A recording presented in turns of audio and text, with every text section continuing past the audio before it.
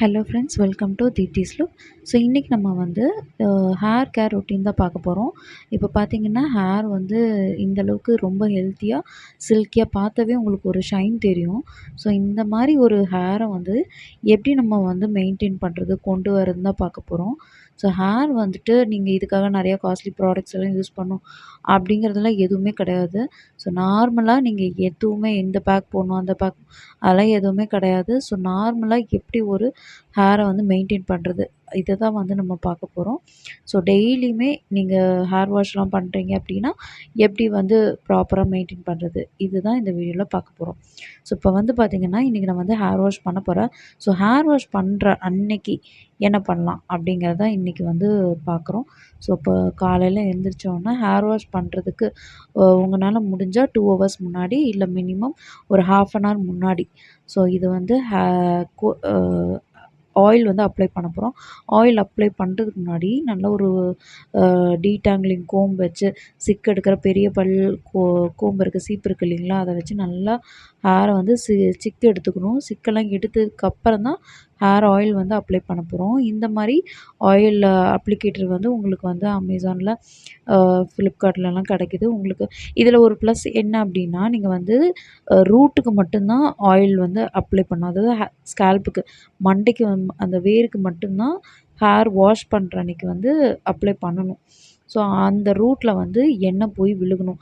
So இந்த அப்ளிகேட்டரில் வந்து நமக்கு வந்து டியூப்பாக இருக்கறனால ஈஸியாக உள்ளே போயிட்டு ஸ்கேல்ப்பில் வந்து அப்ளை ஆகிடும். நான் ஃபாஸ்ட்டாக இப்படின்னு பண்ணேன் பார்த்தீங்களா, அதுலேயே வந்து ரொம்ப ரொம்ப ஸ்லோவாக ஆயில் வந்து கொஞ்சம் கொஞ்சமாக லீக் ஆகும். ஸோ உங்களுக்கு வந்து மொத்தமாகவே பார்த்திங்கன்னா ஒரு ஸ்பூன் அளவுக்கு தான் வந்து ஒரு ஒரு 10 சொட்டு கிட்ட தான் வந்து உங்களுக்கு ஆயிலே வந்து ஹேரில் அப்ளை ஆகிருக்கும். இது போதுமா அப்படின்னு பார்த்திங்கன்னா தாராளமாக இந்த ஆயில் வந்து உங்களுக்கு போதும் தான். நீங்கள் வந்து வலிய எண்ணெய் வைக்கணும்னு அவசியமே கிடையாது. வலிய எண்ணெய் எப்போ வைக்கணும்னு அதுவும் சொல்கிறேன். இப்போ பார்த்திங்கன்னா வச்சதுக்கப்புறம் ஒன்று கையில் மசாஜ் பண்ணலாம்.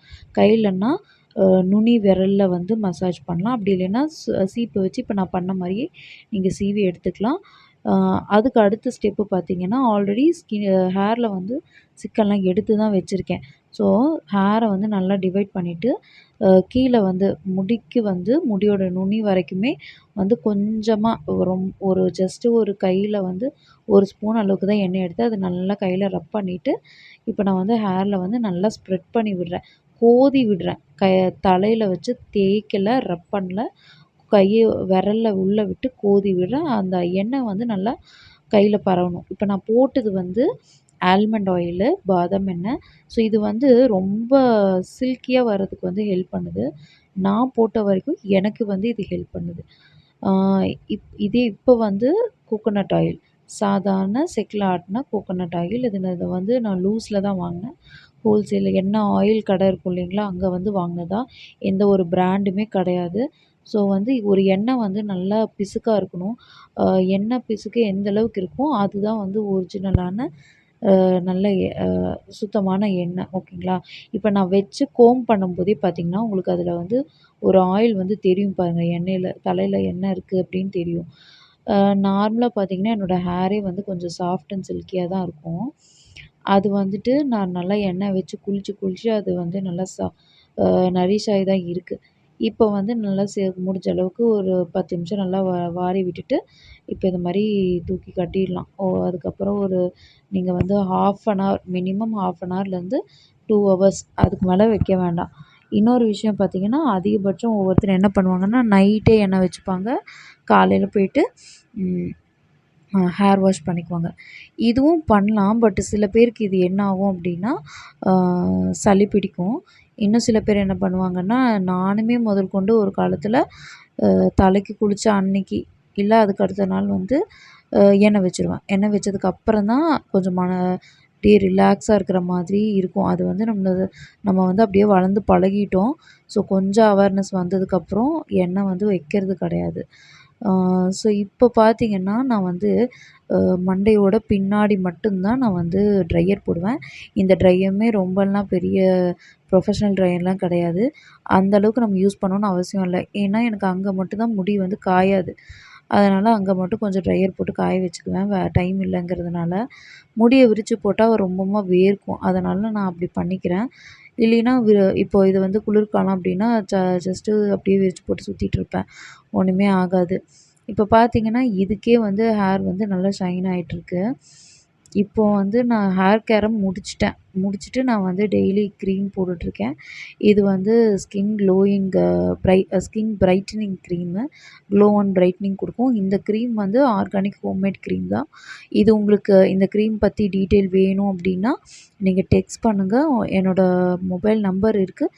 இது வாட்ஸ்அப் பண்ணிங்கன்னா நீங்கள் வந்து கொரியர் சர்வீஸும் இருக்குது.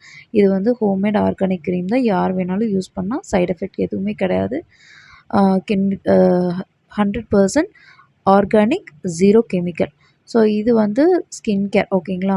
இப்போ வந்து எண்ணெய் வச்சதுக்கப்புறம் நான் வந்து யூசுவலாக ஹேருக்கு வந்து ஷாம்புவை வந்து கொஞ்சமாக 1 ஸ்பூன் தான் ஷாம்பு போடுவேன். ஷாம்பு போட்டு அதை கொஞ்சம் தண்ணியில் கலந்து தான் தலைக்கு தேய்ப்பேன். தலையில் மட்டும்தான் தேய்ப்பேன்.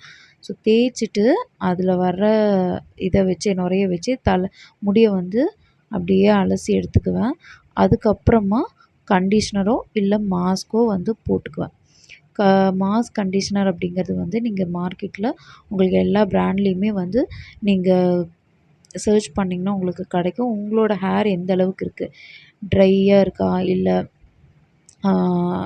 ரொம்ப டேமேஜ்டாக இருக்கா, ஸ்ப்ளிட் எண்ட்ஸ் இருக்கா, இதெல்லாம் பார்த்து அதுக்கு ஏற்ற மாதிரி ஏதாவது ஒரு மாஸ்க்கை வந்து சூஸ் பண்ணிக்கோங்க. உங்களுக்கு எப்படி மாஸ்க்கு சூஸ் பண்ணணுன்னு கேட்டிங்கன்னா நான் கமெண்ட் பண்ணுங்கள். நான் உங்களுக்கு அதுக்கான வீடியோ வந்து அப்லோட் பண்ணுறேன். ஸோ போட்டுட்டு கண்டிஷ்னரோ மாஸ்க்கோ போட்டுட்டு ஒரு 5 மினிட்ஸ் கழித்து முடியை வந்து நல்லா அலசி எடுத்துக்கணும். அப்படி எடுத்துட்டாவே போதும். இதுவே ஒரு பெரிய ஹேர் ட்ரீட்மெண்ட் மாதிரி தான். அதாவது நீங்கள் ஹேர் கேர் பண்ணுறதே வந்து ப்ராப்பராக பண்ணிங்கன்னா அது ஹேர் ட்ரீட்மெண்ட் மாதிரி தான் வரும். ஸோ இந்த மாதிரி பண்ணாவே உங்களுக்கு நல்லா ரிசல்ட் வரும்.